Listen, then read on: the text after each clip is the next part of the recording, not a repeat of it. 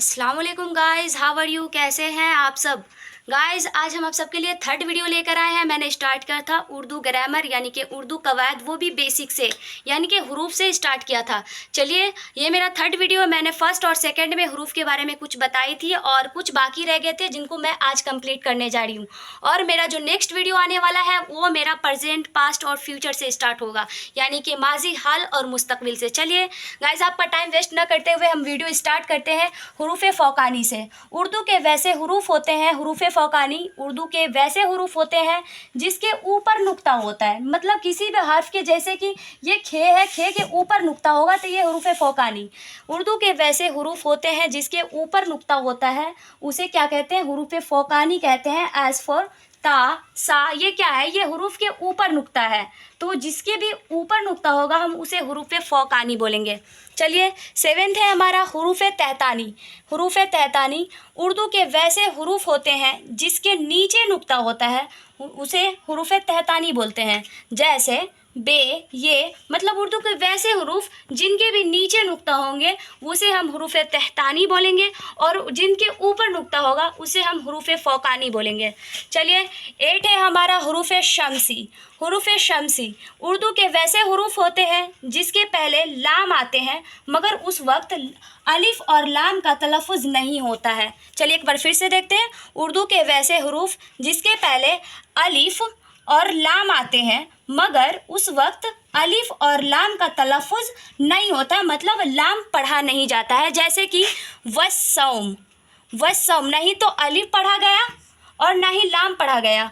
मतलब उर्दू के वैसे हुरूफ हैं जिसके पहले क्या आते हैं? अलिफ भी आते हैं और लाम भी आते हैं, मगर उस वक्त, मतलब उस वक्त पढ़ते वक्त क्या, नहीं तो हम अलिफ को पढ़ते हैं और ना ही लाम को पढ़ते हैं, उसका तलफ़ुज़ नहीं होता है।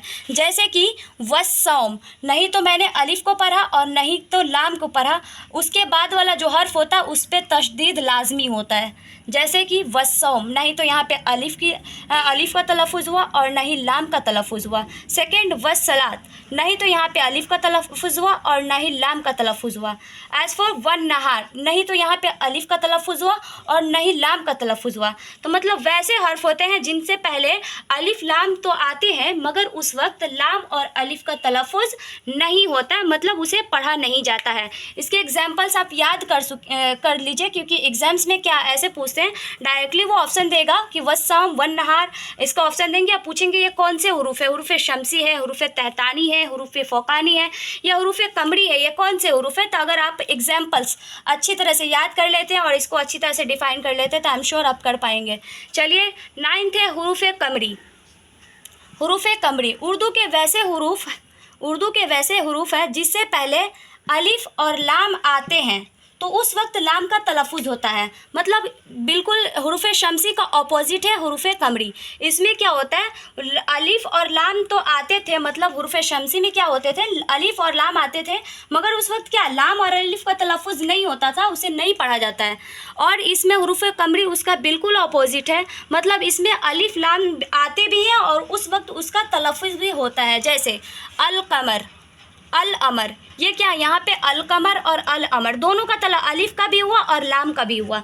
तो जहाँ पे अलिफ का भी क्या हो तलफ़ुज़ हो और लाम का तलफ़ुज़ भी हो, मैं उसे हुरूफ कमरी बोलेंगे। और जहाँ पे ना तो अलिफ का तलफ़ुज़ हो और ना ही लाम का तलफ़ुज़ हो उसे हुरूफ शम्सी बोलेंगे।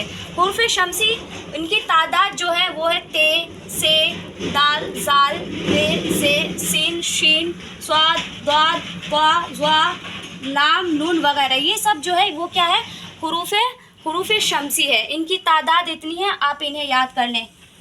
चलिए गाइस आगे देखते हैं हुरूफ कमरी।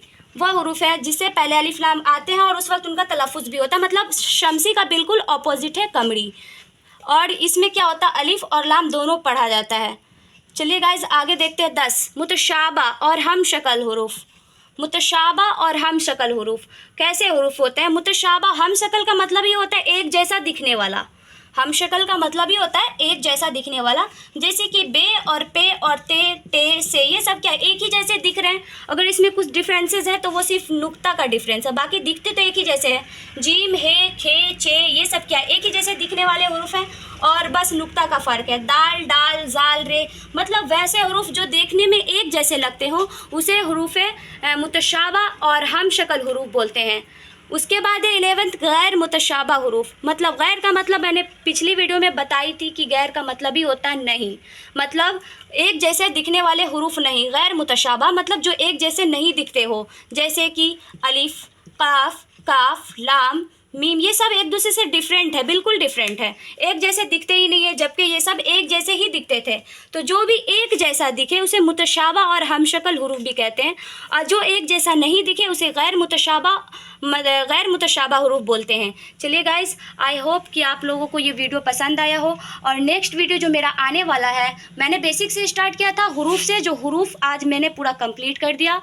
और मेरा जो नेक्स्ट वीडियो आने वाला है वो रहेगा माजी, हाल और मुस्तकबिल, और यानी कि प्रेजेंट, पास्ट और फ्यूचर से। अगर आपको कोई भी प्रॉब्लम हो तो हमें कमेंट बॉक्स में ज़रूर बताएं। जब तक के लिए खुदा हाफिज़।